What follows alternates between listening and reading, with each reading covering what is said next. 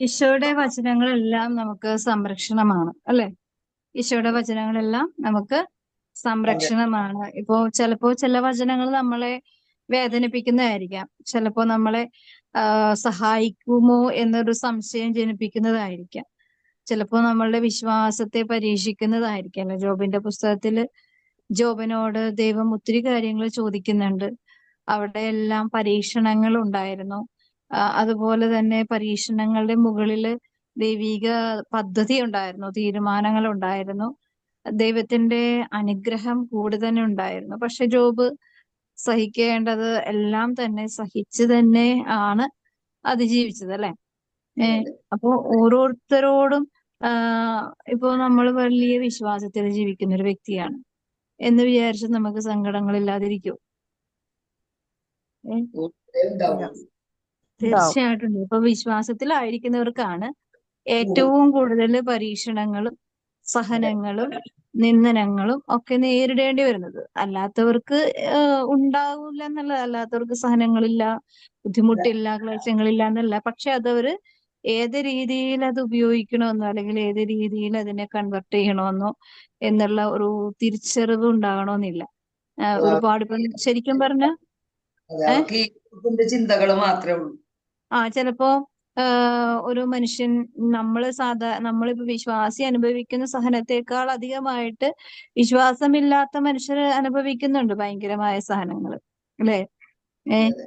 ഇല്ലേ, ഒരു വിശ്വാസി അനുഭവിക്കുന്ന സഹനത്തെക്കാൾ ഭീകരവും ഭയാനകവുമായ സഹനങ്ങള് വിശ്വാസമില്ലാത്ത മനുഷ്യര് അനുഭവിക്കുന്നുണ്ട്. പക്ഷെ ഈ അത് തമ്മിൽ എന്താ വ്യത്യാസം എന്ന് വെച്ചാല്, നമ്മളിപ്പോ ശുദ്ധീകരണാത്മാക്കളും നരകവും തമ്മിലുള്ള വ്യത്യാസം എന്താണെന്ന് ചോദിച്ചാൽ അതുപോലെയാണ് ആ വ്യത്യാസം, അല്ലെ? അതെ. അതെ. ഏഹ് അതെ. ശുദ്ധീകരണാത്മാക്കൾക്ക് ദൈവിക പ്രത്യാശയുണ്ട്, നരകത്തിന് അതില്ല. അതുപോലെ തന്നെ ഭൂമിയിൽ വിശ്വാസമുള്ളവർക്ക് എന്തുണ്ട്? പ്രതീക്ഷയ്ക്ക് വകയുണ്ട്, പ്രത്യാശയുണ്ട്. പക്ഷെ വിശ്വാസമില്ലാത്തവർക്ക് എന്താണ്? നാരകീയമായ ചിന്തകളാല് മനുഷ്യനെ വേട്ടപ്പട്ടിയെ പോലെ പിശാച് വേട്ടയാടിക്കൊണ്ടിരിക്കും. ഇപ്പൊ ഒരാള് ഒരു കുറ്റം ചെയ്തു, അതുപോലെ ഇപ്പൊ നമുക്ക് വിശുദ്ധ ഗ്രന്ഥത്തിൽ കൂടി തന്നെ നമ്മൾ നോക്കുന്നുണ്ടെങ്കിൽ കുറ്റം ചെയ്ത രണ്ട് ശിഷ്യന്മാർ ഒരേ സമയം തന്നെ ഒരേ അവസ്ഥയിൽ തന്നെ കാണുന്നുണ്ട്. പക്ഷെ ഒരാൾക്ക് സംരക്ഷണം കിട്ടി, ഒരാൾക്ക് വീണ്ടെടുപ്പ് കിട്ടി, ഒരാൾക്ക് എന്ത് പറ്റി? സ്വയം അതെ. നശിക്കേണ്ടി വന്നു, അല്ലെ? രണ്ടുപേരെയും ദൈവത്തിന്റെ പ്രത്യേകമായ ശിഷ്യന്മാരില് പെട്ട രണ്ടുപേരായിരുന്നു. ഏറ്റവും അതായത് ശിഷ്യന്മാര് എന്ന് പറഞ്ഞാൽ ശരിക്കും എത്ര പേരുണ്ട് ഈശോയ്ക്ക്? ഈശോയ്ക്ക് കുറെ ശിഷ്യന്മാരുണ്ട്. അതിൽ തെരഞ്ഞെടുക്കപ്പെട്ടവര് 12 പേര്. ശിഷ്യന്മാരെന്ന് പറഞ്ഞാല് ഈശോയ്ക്ക് യഥാർത്ഥത്തില് 12 ശിഷ്യന്മാരാണ് ഈശോ തിരഞ്ഞെടുത്തേക്കുന്നത്. ബാക്കിയുള്ളവരെല്ലാവരും ഈ ഒരു ദൈവീക കൃപ തിരിച്ചറിഞ്ഞ് കൂടെ കൂടിയവരാണ് എല്ലാവരും. അതെ. മനസ്സിലായോ? അപ്പൊ കൂടെ കൂടിയവരായിട്ട് ദൈവം ശിഷ്യഗണത്തിലേക്ക് എടുത്തില്ല. പക്ഷെ ഏറ്റവും പ്രധാനികളായിട്ട് നിലനിർത്തിയ 12 പേര് തന്നെയാണ് ഇപ്പോഴും. അതുകൊണ്ടാണ് 12 ഗോത്രം എന്നൊക്കെ പറയുന്നില്ലേ, അതെ. അതെ. അതുപോലെ 12 ശിഷ്യന്മാർ, അങ്ങനെ 24 പേരാണ് വെളിപാട് പുസ്തകത്തില് പ്രത്യേകമായിട്ട് എടുത്തു പറയുന്ന 12 12 24 പേര്. പക്ഷെ ഈ 24 പേരിലും, അതായത് യാക്കോബിന്റെ സന്തതികളായ 12 പേര്, പിന്നെ 12 പിന്നെ അപ്പസ്തോലന്മാർ. 12 അപ്പോസ്തലന്മാര്, ഇവരാരെങ്കിലും പെർഫെക്റ്റ് ആയിരുന്നോ? ഇല്ല. ഇല്ല. അപ്പോ നമുക്കും, അതായത് നമുക്ക് പ്രതീക്ഷിക്കാവുന്ന ആ ഒരു ദൈവീക ഇടപെടലുകളുണ്ട്. അതാണ് അവരെയൊക്കെ സംരക്ഷിച്ചത്. ഇപ്പൊ ജോസഫ് ശരിക്കും പറഞ്ഞ ദൈവത്തിന്റെ കൃപയില് പൂർണ്ണമായും വിശ്വസിച്ച ഒരേ ഒരു വ്യക്തി ആയിരുന്നു ഈ 12 ഗോത്രത്തിൽ ആദ്യത്തെ വ്യക്തികളിൽ ഒരാളായ ജോസഫ്. അതാണ് യഥാർത്ഥ ദൈവിക സന്താനമായി, ദൈവിക കൃപയുള്ള മനുഷ്യനായി നിന്നത്. ബാക്കി എല്ലാവരും അവരവരുടേതായ ഭാവാവസ്ഥയിലാണ് ജീവിച്ചത്, അല്ലെ? അതെ. ആണോ? അതെ. അതെ. അതെ. പക്ഷെ 12 ശിഷ്യന്മാരിലും അവിടെയും നമുക്ക് അത്രമാത്രം അങ്ങോട്ട് എടുത്ത് പറയാൻ പറ്റൊന്നുമില്ല. യോഹന്നാൻ ശ്ലീഹ നമുക്ക് ഏറ്റവും പ്രിയപ്പെട്ട ശിഷ്യൻ യോഹന്നാൻ ശ്ലീഹ തന്നെ ആയിരുന്നു. എങ്കിലും എന്തുണ്ട്? ദൈവത്തിന്റെ മുമ്പില് സ്വർഗത്തിൽ നിന്ന് അഗ്നി ഇറക്കി ഇവരെ അതെ. നശിപ്പിച്ച് കളയട്ടെ എന്ന് പറയുമ്പോൾ അവിടെ ഒരു ദൈവസ്നേഹത്തിന്റെ ഒരു അതെ. കുറവുണ്ട്. പക്ഷെ നമുക്ക് ഈ 12 അപ്പോസ്തലന്മാരില് കുഴിയില് വീണ ജോസഫിന്റെ കഥ എടുക്കുമ്പോൾ നമുക്ക് വലിയൊരു പക്ഷെ ജോസഫിന്റെ ജീവിതം എങ്ങനെയായിരുന്നു? വളരെ സുരക്ഷിതത്വം ഉണ്ടായിരുന്നോ? ഇല്ല, വളരെ ഇല്ല. സഹനങ്ങളായിരുന്നു. വളരെ സഹനത്തിന്റെ ചുളിയിൽ കൂടി തന്നെയാണ് പോയത് അല്ലെ. പക്ഷെ ഈ ഈ ജോസഫിന്റെ കാലം കഴിഞ്ഞപ്പോൾ ഈജിപ്തിലെ ജനങ്ങള് ജോസഫിനെ മറന്നുപോയി. അതെ അതെ. ഈജിപ്തിലെ ജനങ്ങൾ മറന്നുപോയി, ഇസ്രായേൽ ജനങ്ങളും മറന്നുപോയി. അപ്പൊ എന്ത് പറ്റി? വീണ്ടും അടിമത്തത്തിലേക്ക് പോയി പോകേണ്ടി. ഇല്ലേ? അപ്പോ ഈ സംരക്ഷണം ആരെ നിലനിർത്തും?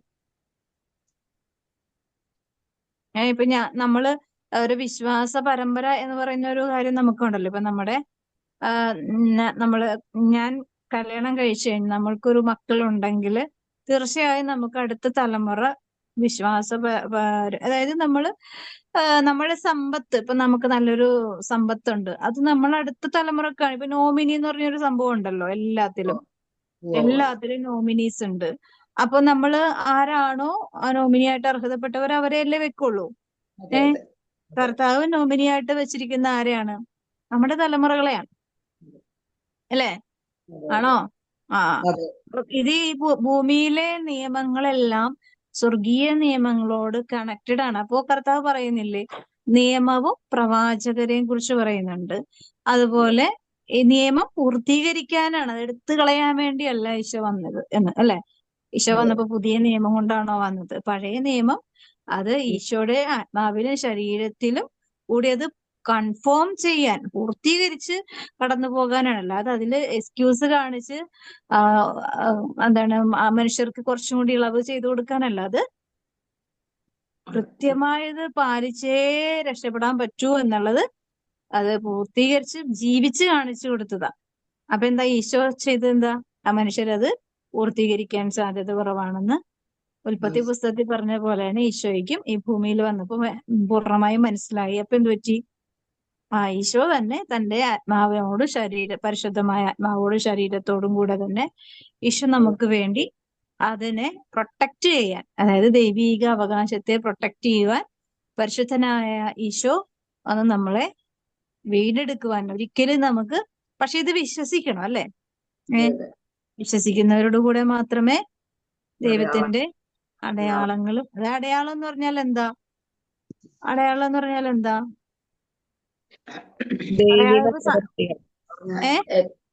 ദൈവത്തിന്റെ വ്യക്തി നിറഞ്ഞിരിക്കും. അടയാളം എന്ന് പറഞ്ഞാൽ വലിയ വലിയ സംഭവങ്ങളൊന്നും പറയണ്ട. ഇപ്പൊ ഞാൻ വലിയൊരു പാപാവസ്ഥയിൽ ജീവിക്കുകയാണ്, പക്ഷെ നമ്മളുടെ ജീവിതത്തില് ദൈവം ഒരുപാട് അനുഗ്രഹങ്ങൾ തരുന്നുണ്ട്. ഇതെന്താണ്? ദൈവത്തിന്റെ ഒരു അടയാളമാണ് അല്ലെ. നമ്മളിപ്പോ ഒരു രോഗാവസ്ഥയിലാണ്, പക്ഷെ സഹായിക്കാൻ ആരുമില്ലാത്ത ഒരുപാട് മനുഷ്യര് ഉണ്ട്, സഹായിക്കാനുള്ളവരുണ്ട്. പക്ഷെ നമ്മുടെ ജീവിത സാഹചര്യങ്ങളെ തിരിച്ചറിയാതെ നമ്മുടെ ഇഷ്ടത്തിനനുസരിച്ച് ജീവിച്ചു പോകുമ്പോ ദൈവീക അടയാളങ്ങള് മനസ്സിലാക്കാൻ പറ്റില്ല. പറ്റുമോ? ക്ലിയർ ആയോ? പറ്റില്ല. പിന്നെ ഇപ്പൊ ഒരു രോഗം വന്നു, അത് മാത്രമല്ല ഒരു ദാരിദ്ര്യം വന്നു, ഒരു പെട്ടെന്നുള്ള ഒരു മരണം വന്നു, ഇതൊക്കെ ദൈവത്തിന്റെ അടയാളങ്ങളാണ്. നമ്മള് വലിയ വലിയ ആത്മീയ പാണ്ഡിത്യത്തിലേക്കൊന്നും പോകണ്ട. അടയാളം എന്ന് പറയുമ്പോൾ നമുക്ക് ഒത്തിരി കാര്യങ്ങൾ പറയാനുണ്ടെങ്കിലും നമ്മുടെ അന്നുള്ള ജീവിത സാഹചര്യങ്ങളിൽ ഇപ്പൊ നമുക്കൊരു ഒരു നിന്ദനം ഏൽക്കേണ്ടി വന്നു, ദൈവത്തിന്റെ അടയാളമാണ് അല്ലെ. ഒരു അപ്രതീക്ഷിതമായ സഹനം വന്നു, ഒരു അപമാനം വന്നു, അതെല്ലാം ദൈവത്തിന്റെ അടയാളങ്ങൾ. ഇപ്പൊ നമ്മൾ നിരന്തരം ഒരാള് വേദനിപ്പിച്ചുകൊണ്ടിരിക്കുകയാണ്, അപ്പൊ ദൈവത്തിന്റെ ഒരു സൈനാണത് അല്ലെ. ദൈവം നമ്മുടെ ജീവിതത്തിൽ ഇടപെടാനായിട്ട് ആഗ്രഹിക്കുന്നു. പക്ഷെ സാധാരണ മനുഷ്യരെന്ത് ചെയ്യും? അതിനോട് മല്ലടിക്കും അല്ലെ.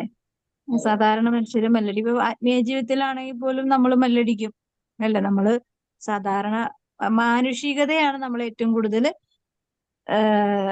ഭരിച്ചുകൊണ്ടിരിക്കുന്നത്. ആത്മീയതയ്ക്ക് കുറച്ചും കൂടി കയറി വരാനുള്ള സാധ്യത ഒച്ചഴിയുന്ന പോലെയാണ് അല്ലെ. പക്ഷെ എനിക്ക് കുറച്ചും കൂടി സ്പീഡാണ്. പലപ്പോഴും ശ്രദ്ധിക്കുമ്പോൾ നമ്മൾ നോക്കുന്ന സ്ഥലത്ത് ഒരു ഒച്ച ഇരിക്കണമെങ്കിൽ പിന്നെ നോക്കുമ്പോൾ ഒരു ഭാഗം മുഴുവനും അത് തിന്ന് നശിപ്പിച്ചിട്ടുണ്ടാവും, അല്ലെങ്കിൽ അതിന്റെ ഒരു പ്രവൃത്തി അത് പൂർത്തീകരിച്ചിട്ടുണ്ടാവും. പക്ഷെ നമ്മൾ അങ്ങനെയാണ്, വളരെ സ്ലോ ആയിട്ടാണ്. നമ്മളിപ്പോ ഇന്ന് ഓരോ കാര്യം ഏറ്റെടുത്തു കഴിഞ്ഞാൽ നമുക്കത് പൂർത്തീകരിക്കാൻ ചിലപ്പോ ഒരു 10-15 മിനിറ്റ്. ഇപ്പൊ ലോകത്തിന്റെ വിജയരാജ്ഞിയുടെ ജപമാല ചൊല്ലി പോസ്റ്റ് ചെയ്യണമെന്ന് പറഞ്ഞിട്ടുണ്ട്. പക്ഷെ സാധാരണ മനുഷ്യർക്ക് സാധിക്കുന്ന, ഞാൻ പലപ്പോഴും ശ്രദ്ധിച്ചിട്ടുണ്ട്, നമുക്ക് ഇച്ചിരി ഫാസ്റ്റ് പ്രാർത്ഥിച്ച 10 മിനിറ്റ്, ഒരു 7-8 മിനിറ്റ് പോലും വേണ്ട. ഞാനൊരു ഇതായിട്ട് പറയണല്ല, അതുപോലെ നമുക്ക്, അതായത് നമ്മള് ചെയ്യാൻ ഏറ്റെടുത്ത ഉത്തരവാദിത്തങ്ങളില് നമുക്കത് ചെയ്യാനായിട്ട് സാധിക്കുന്നില്ല. ഇപ്പൊ സാധിച്ചാൽ തന്നെ മിക്കവരും പ്രാർത്ഥിക്കുന്നുണ്ട്, പക്ഷെ അത് പോസ്റ്റ് ചെയ്യുന്നില്ല, അപ്പോഴും അത് പൂർത്തീകരിക്കുന്നില്ല. പൂർത്തിയാവോ? അനുസരണം ബലിയേക്കാൾ ശ്രേഷ്ഠമാണ്, അല്ലേ? പിശാചിന് പിശാചിന് ഈ കുഞ്ഞു കുഞ്ഞു കാര്യങ്ങളിലാണ് കൂടുതൽ വീഴ്ച വരുത്താനായിട്ട് ആഗ്രഹം. എന്താണെന്നറിയോ? വലിയ കാര്യങ്ങൾ നമ്മൾ ശ്രദ്ധിക്കൂലേ? വലിയ വലിയ കാര്യങ്ങള് നമ്മൾ ശ്രദ്ധിക്കുന്ന അറിയാവുന്നതുകൊണ്ട് ചെറിയ കാര്യങ്ങളിൽ വീഴ്ച എങ്ങനെയൊക്കെ വീഴ്ത്താമോ അവിടെയൊക്കെ പിശാച് നമ്മളെ വീഴ്ത്തും. അപ്പൊ എന്ത് പറ്റും? അവിടെ കൂടി സംരക്ഷണം നമുക്ക് നഷ്ടപ്പെട്ടു പോവും, ഇല്ലേ? നഷ്ടപ്പെട്ടു പോവും. പക്ഷെ ചെറിയ ചെറിയ കാര്യങ്ങളിലെ വീഴ്ചകൾ നമ്മൾ ഗവനിക്കാത്തത് കൊണ്ട് ഇപ്പൊ ചെടികളിലോ അല്ലെങ്കിൽ ഇപ്പൊ ഈ ഓർക്കിഡുകളിലൊക്കെ, ഇവിടെ ഞാൻ കൊച്ചിനെ കണ്ടിട്ടുണ്ട്. പക്ഷെ ചില സ്ഥലങ്ങളിൽ എൻ്റെ ഒരു ഫ്രണ്ടിന്റെ വീട്ടില് ഒരുപാട് ഓർക്കിഡ് ഉണ്ടായിരുന്നു. അപ്പൊ ഞാൻ ഒരു ദിവസം നോക്കിയപ്പോ മൊത്തം ഇങ്ങനെ നശിപ്പിച്ച് വെച്ചേക്കണം.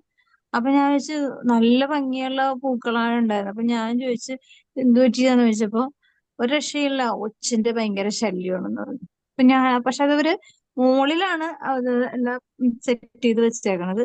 എത്ര ശ്രമിച്ചിട്ട് ഒച്ച പോണില്ല. അപ്പൊ ഞാൻ ഓർക്കും, നമ്മൾ കാണുമ്പോ എന്താ താഴത്തൂടി പോകുന്ന ഒരു സംഭവം, പക്ഷെ ഇത് ആക്രമിക്കുന്നത് അതിഭീകരമാണ്. അതുപോലെ തന്നെയാണ് പിശാച് നമ്മളെ വളരെ പതുക്കെ പിടിക്കുള്ളൂ, പക്ഷെ ആക്രമിക്കുന്നത് ഒരു ഭീകരമായ അവസ്ഥയിലാണ്, അല്ലേ? നമ്മളത്ര ഒന്നും പലതും ശ്രദ്ധിക്കാതെ പോകുന്നോണ്ടാണ്, മനസ്സിലാതെ പോകുന്നോണ്ടാണ് നമ്മുടെ നാശത്തെക്കുറിച്ച് അല്ലെങ്കിൽ നമ്മുടെ സംരക്ഷണം, ഇപ്പൊ നമുക്ക് എവിടെ കൂടിയാണ് സംരക്ഷണം കളയാൻ പറ്റുന്നത്? ഇപ്പോ എന്റെ വ്യക്തിപരമായ ബലഹീനത എന്താണെന്ന് ദൈവത്തിന് നന്നായിട്ട് അറിയാം. പക്ഷെ പിശാചിന് നന്നായിട്ട് അറിയാവോ? അറിയാം. എങ്ങനെ അറിയും? പിശാച് എങ്ങനെയാണ് നമ്മുടെ ബലഹീനത അറിയണത്? നമ്മുടെ ബലഹീനതയിലാണ് അവൻ കയറി പിടിക്കുക. പക്ഷെ പെട്ടെന്നൊന്നും പിശാചിന് അറിയാൻ പറ്റില്ല. ഒന്ന് നമ്മുടെ മുഖഭാവം, ഒന്ന് നമ്മുടെ സംസാരം, നമ്മുടെ ശരീര ചേഷ്ടകള്, അല്ലെങ്കിൽ നമ്മുടെ നമ്മുടെ കണ്ണുകള്, അല്ലേ? കർത്താവ് പറയുന്നുണ്ടല്ലോ, കണ്ണാണ് ശരീരത്തിന്റെ വിളക്ക്, അല്ലേ? കണ്ണിൽ കൂടി എല്ലാം ക്ലിയർ ആയിട്ട് മനസ്സിലാക്കാനായിട്ട് പിശാചിന് പറ്റും. അപ്പോ അല്ലാതെ നമ്മുടെ ഉള്ളിൽ കയറി നമ്മുടെ ഹൃദയ വിചാരപ്പോ അവനൊരു തുമ്പ് കിട്ടിയാൽ മതി, അതിൽ കൂടി പിടിച്ചു കയറിക്കോളും. അങ്ങനെയാണ് പല ജീവിത സംരക്ഷണങ്ങളും നമുക്ക് നഷ്ടപ്പെട്ടു പോകുന്നത്. അപ്പോ ഈശോയുടെ സംരക്ഷണം ഓരോ വചനങ്ങളിലും എന്തുണ്ട്? നമ്മളെ സംരക്ഷിക്കുന്നുണ്ട്, അല്ലേ? സംരക്ഷിക്കുന്നുണ്ടോ? സങ്കീർത്തനങ്ങള് എല്ലാവരും, ക്രിസ്ത്യാനികളായവരും അല്ലാത്തവരും സങ്കീർത്തനങ്ങൾ 91 ഒരുപാട് ബൈഹാർട്ടായി. കുഞ്ഞുങ്ങളൊക്കെ എല്ലാവർക്കും അറിയാം. എൻ്റെ മോനൊക്കെ വെറുതെ പച്ചവെള്ളം പോലെ പറയും. പക്ഷെ അവര് ചിലപ്പോ 1 മിനിറ്റ് പോലും എടുക്കാതെ ആയിരിക്കും പറയുന്നത്, പ്രാർത്ഥിക്കുന്നത്, അല്ലെങ്കിൽ വചനഭാഗങ്ങൾ ഉപയോഗിക്കുന്നത്. പക്ഷെ എന്താണ് അതിന്റെ കണ്ടന്റ് എന്ന് ആരും അധികം ശ്രദ്ധിക്കാത്തതുകൊണ്ട് എന്താ, ഞാൻ വചനം വായിച്ചു എനിക്കറിയാം എന്ന് പറഞ്ഞിട്ട് ഒരു കാര്യമില്ല പലപ്പോഴും. പക്ഷെ വചനം നമ്മൾ ഉപയോഗിക്കുന്നത് കൊണ്ട് നമുക്കൊരു പ്രത്യേക സംരക്ഷണം ഉണ്ടാവും. വചനം ഉപയോഗിക്കുന്നവനെ പെട്ടെന്നൊന്നും തകർക്കാൻ പറ്റില്ല. പക്ഷെ എന്ത് പറ്റും? അന്ധത മാറണമെങ്കിൽ ആത്മാവിന്റെ അഭിഷേകം, വചനത്തിനൊരു ആത്മാവുണ്ടല്ലോ, അല്ലേ? നമുക്കില്ലേ ആത്മാവ്? നമുക്ക് ആത്മാവുള്ളത് കൊണ്ടാണ് നമുക്ക് ജീവനോടെ ഇരിക്കാൻ പറ്റുന്നത്. നമ്മുടെ ശരീരത്തിൽ നിന്ന് ആത്മാവ് പോയ എന്തായിരിക്കും അവസ്ഥ? ജീവൻ ഉണ്ടാവില്ല. നമ്മൾ ഡെഡ് ബോഡിയാണ്. അതിന് പച്ചമലയാളത്തിൽ പറഞ്ഞ ശവശരീരമായി, അല്ലേ? അതുപോലെ തന്നെ വചനത്തിനൊരു ആത്മാവുണ്ട്.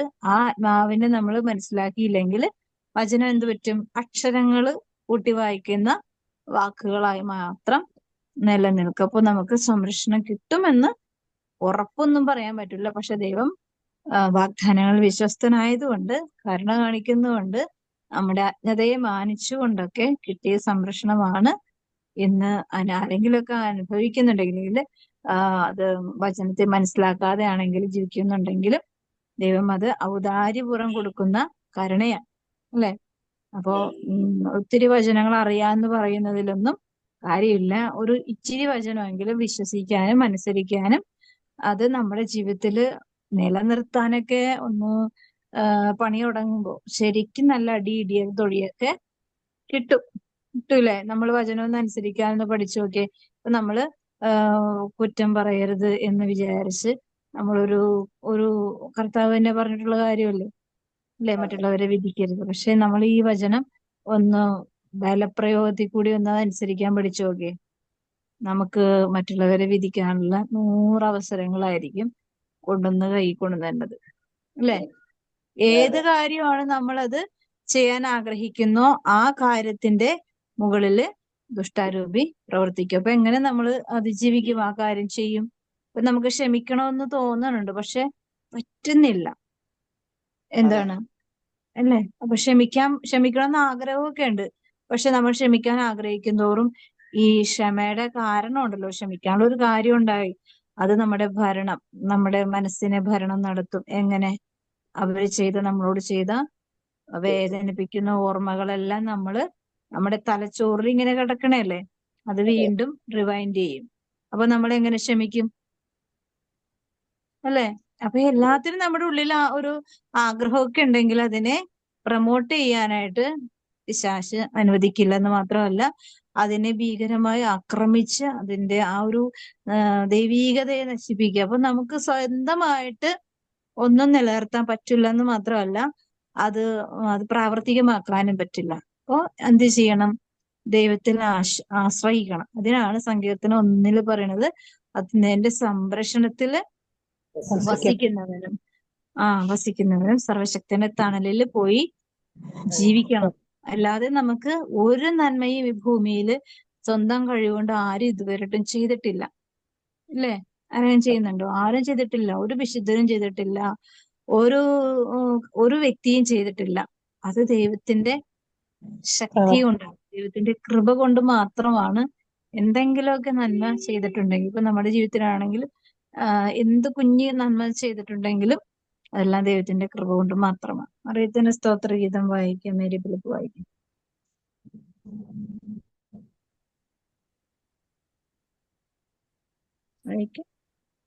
മേരി ഫിലിപ്പ്, ജയന്തി വായിക്കാം.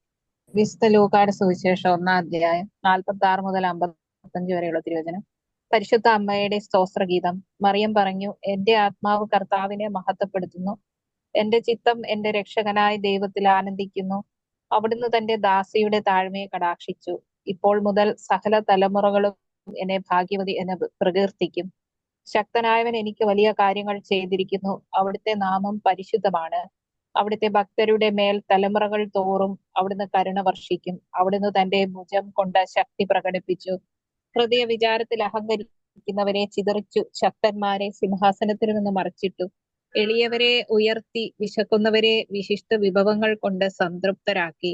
സമ്പന്നരെ വെറും കൈയോടെ പറഞ്ഞയച്ചു. തന്റെ കാരുണ്യം അനുസ്മരിച്ചുകൊണ്ട് അവിടുന്ന് തന്റെ ദാസനായ ഇസ്രായേലിനെ സഹായിച്ചു. നമ്മുടെ പിതാക്കന്മാരായ അബ്രാഹത്തോടും അവന്റെ സന്തതികളോടും എന്നേക്കുമായി ചെയ്ത വാഗ്ദാനം അനുസരിച്ച് തന്നെ. ദൈവവചനമാണ് നമ്മൾ കേട്ടത്. നമുക്ക് ദൈവത്തെ സ്തുതിക്കാം. നമ്മുടെ കർത്താവായ ഈശോ മിശിഹായ്ക്ക് സ്തുതി.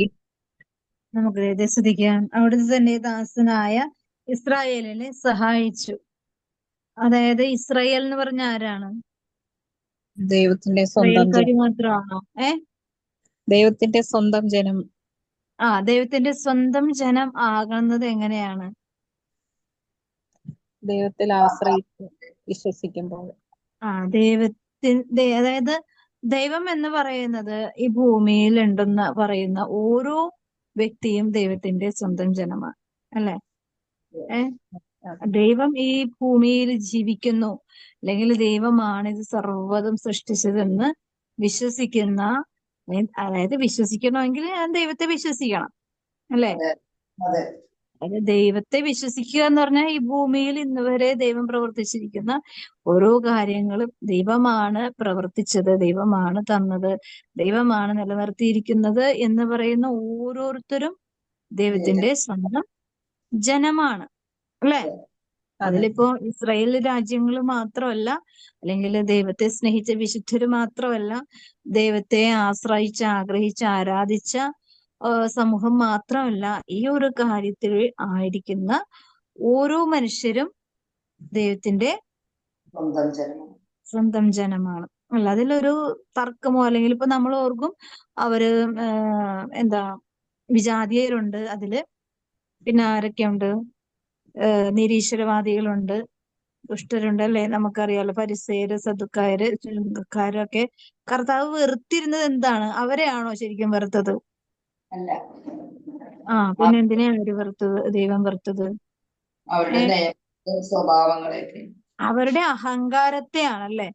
അവരുടെ അഹങ്കാരത്തെയാണ്. പാപിയെ ദൈവം വെറുക്കുന്നില്ല, പാപത്തെയാണ് ദൈവം വെറുക്കുന്നത്, അല്ലെ? അപ്പം ഈശോ 3 ദിവസം പാതാളത്തിലേക്ക് പോയി കുറച്ച് സുവിശേഷങ്ങളൊക്കെ പ്രസംഗിച്ചല്ലോ, അല്ലെ? അപ്പൊ ഈ സദുക്കായരും പരിസേയരും നിയമജ്ഞരും പുരോഹിത വർഗങ്ങളും ഒക്കെ അവിടെ ഉണ്ടായിരുന്നു, അന്ന് വരെ മരിച്ചവര്, അല്ലെ?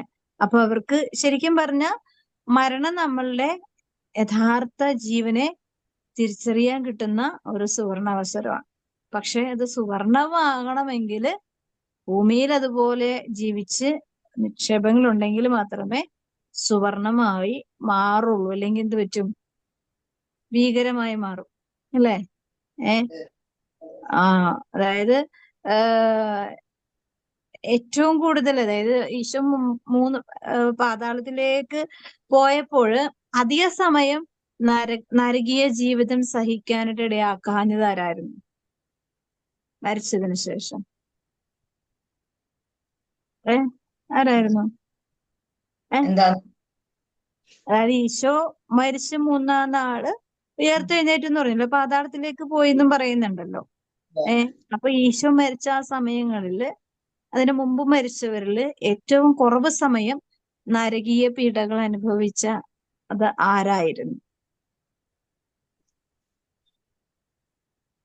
കുറവ് സമയം നാരകീയ പീഡ അനുഭവിച്ച യൂദാസ് കറിയോത്ത, അല്ലേ? ഈശോ മരിക്കുന്നതിന് മുമ്പ് ആ വ്യക്തി ആത്മഹത്യ ചെയ്തു, അല്ലേ?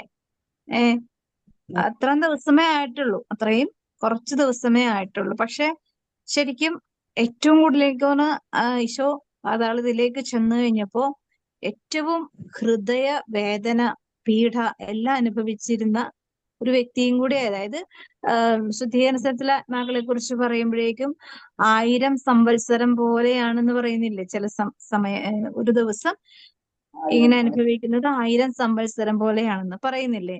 അതുപോലത്തെ ഒരു അനുഭവത്തെ കൂടിയാണ് ഈ യൂദാസ് കടന്നുപോയത്. എന്താണ്? ആദിമ മാതാപിതാക്കൾക്ക് അത്രയും സങ്കടം ഉണ്ടായിട്ടുണ്ടാവില്ല. കാരണം എന്താ? അവര് വീണ്ടും ജീവിച്ചു ഈ ഭൂമിയില്, അല്ലെ? ദൈവിക സത്യത്തെ തിരിച്ചറിഞ്ഞിട്ട് വീണ്ടും ഭൂമിയിൽ ജീവിച്ചു, ഒരു വലിയ ജനസമൂഹം ഉണ്ടായി, അങ്ങനെ അങ്ങോട്ട് ആണ് പോയത്. പക്ഷെ അവർക്കും സങ്കടം ഇല്ലാതെ എന്നുള്ളതല്ല, പക്ഷേ ഏറ്റവും കൂടുതൽ നാരകീയമായ വേദന അനുഭവിച്ചതും ഏറ്റവും കൂടുതൽ ദൈവിക കരുണ ലഭിച്ചതും ആർക്കാണ്? യൂദാസിന് തന്നെയാണ്, അല്ലേ? ഒന്ന് ആലോചിച്ച് നോക്കിയാൽ മതി. ഈശോയുടെ ഏറ്റവും പ്രിയപ്പെട്ട ശിഷ്യന്മാരില് ഒരാളായിരുന്നു. പിന്നെന്താ? ഉറ്റുകൊടുത്തു എന്നുള്ളതിന്റെ വേദന. പക്ഷെ ആ പണം സ്വന്തമാക്കിയില്ല, ഉപേക്ഷിച്ചു. പക്ഷെ ആ വ്യക്തിയുടെ മാനസികമായ വേദന എന്ന് പറഞ്ഞാല് തന്റെ ജീവന് സ്രഷ്ടാവായ ദൈവമായിരുന്നു എന്നുള്ളത് അറിയാതെ എല്ലാ കാര്യങ്ങളും ദൈവം തന്റെ ജീവിതത്തിൽ കൂടെ നടന്നെല്ലാം പഠിപ്പിച്ചെങ്കിലും, വ്യക്തമായ ബോധ്യം കൊടുത്തെങ്കിലും, എന്തായിരുന്നു? അന്ധതയും അജ്ഞതയും ലോകചിന്തയും കൊണ്ട് ജീവിച്ച ഒരു ശിഷ്യനായിരുന്നു, അല്ലെ? ശിഷ്യന്മാരില് ആദ്യം മരിച്ചത് ആരാണ്? യൂദാസ്, അല്ലെ? ഈശോയുടെ ശിഷ്യന്മാരിൽ ആദ്യം മരിച്ചത് യൂദാസാ. അല്ലെ? അതെ ആ അതെ അതെ അതിന് സംശയമൊന്നുമില്ല. ആദ്യം മരിച്ചത് യൂദാസാണ്. പക്ഷെ ആദ്യം വിശുദ്ധീകരിക്കപ്പെട്ടതും യൂദാസാണ്. അല്ലെ? അപ്പൊ അത്ര എല്ലാ തിന്മയും നന്മയാക്കി മാറ്റുവാൻ ദൈവത്തിന് സാധിക്കും. ദൈവം നമ്മളെ സഹായിക്കും.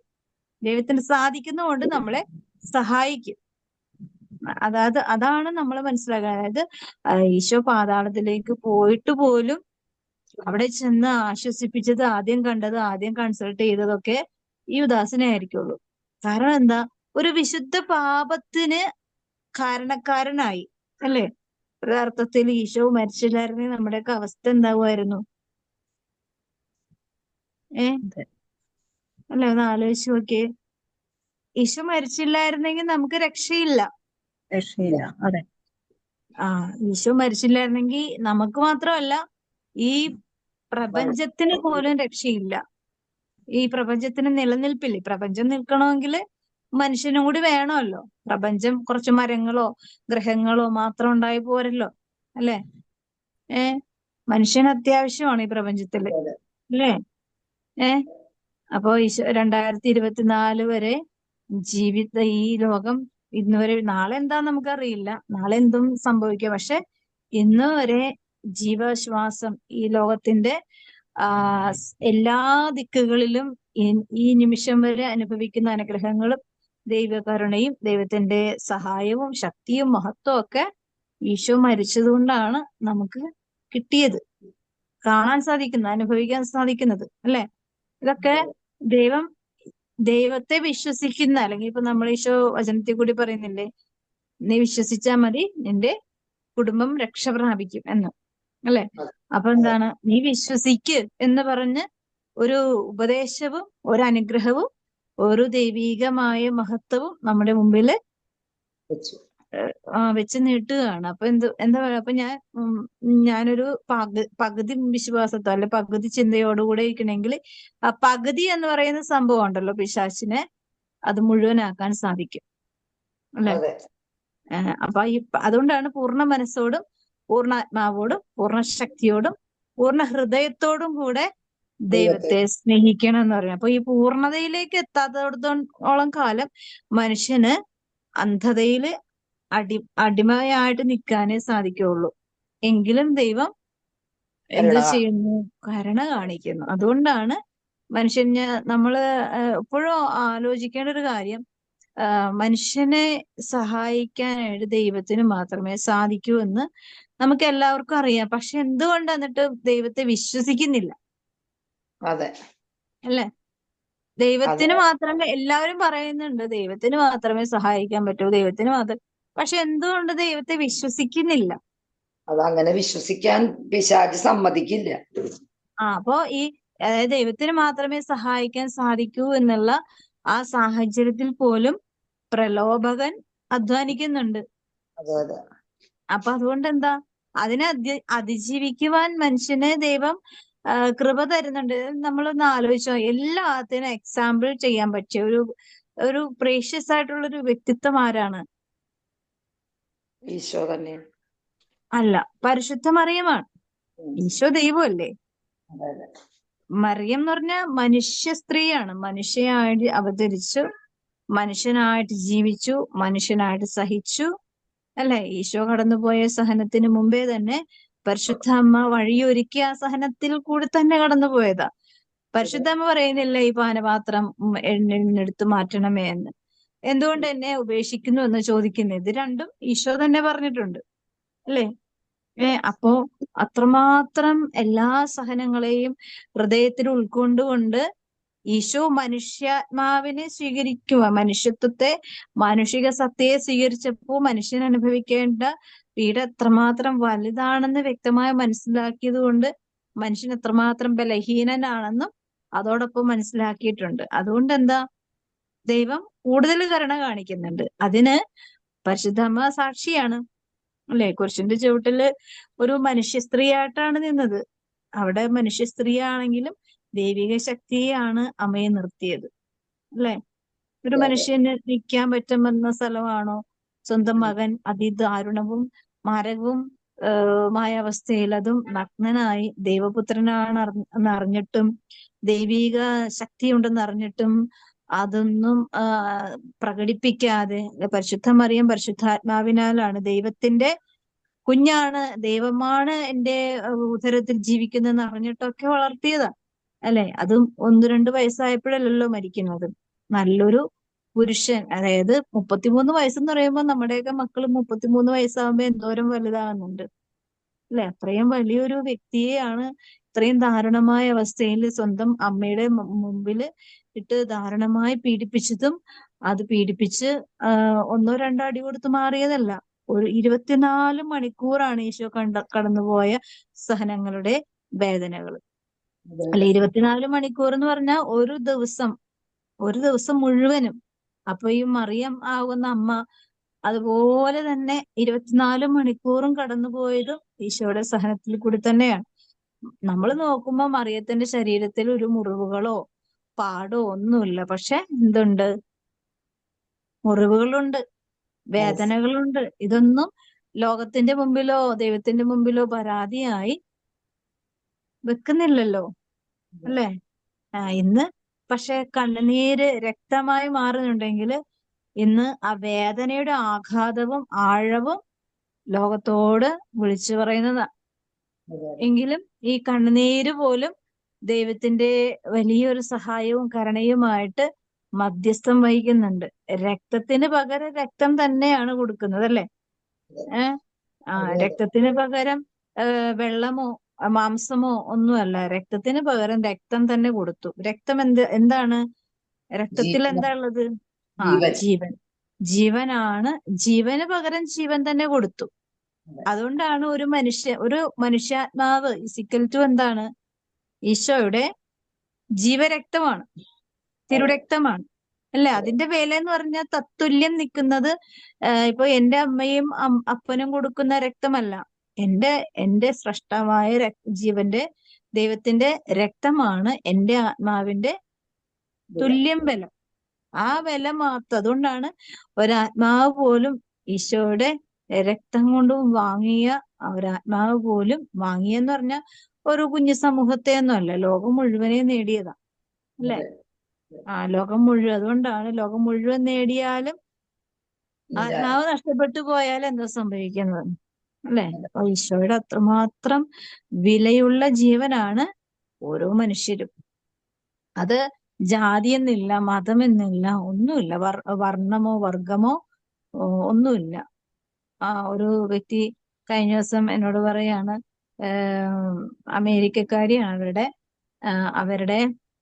അവര് വല്ലാത്ത രോഗാവസ്ഥയിൽ കൂടിയാണ് വന്നത്.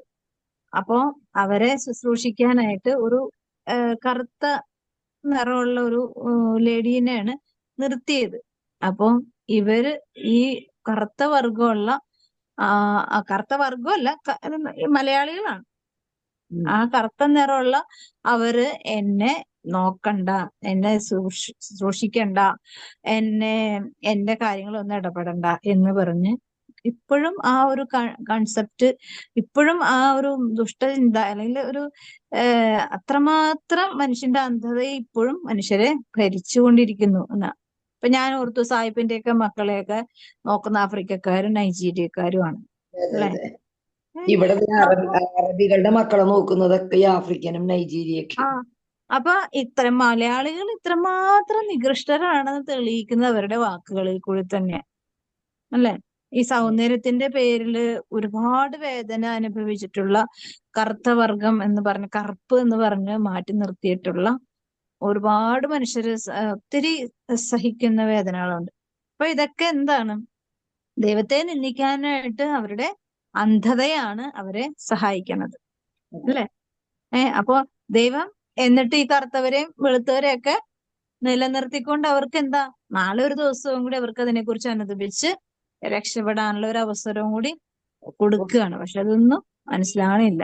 അപ്പോ അത്രമാത്രം അന്ധതയിലാണ് മനുഷ്യരെ പിശാച് ഈ ലോകത്തിൽ നിർത്തിയിരിക്കുന്നത് അല്ലെ. അതായത് നമുക്ക് നമ്മുടെ ബുദ്ധി കൊണ്ടൊന്നും ചിന്തിക്കാൻ പറ്റാത്ത വിധത്തിലുള്ള അന്ധത. കൂനാക്കൂനിരുട്ടിൽ നമുക്ക് കണ്ണു തുറന്നാൽ പോലും കൂനാക്കൂനിരുട്ടായിരിക്കുള്ളൂ അല്ലേ? അതെ. എത്ര ഇരുട്ടിലാണെങ്കിൽ കണ്ണില് നല്ല പ്രകാശമുണ്ട് നമുക്ക്, പക്ഷെ നമുക്ക് എന്തെങ്കിലും കാണാൻ പറ്റുമോ? ഇല്ല.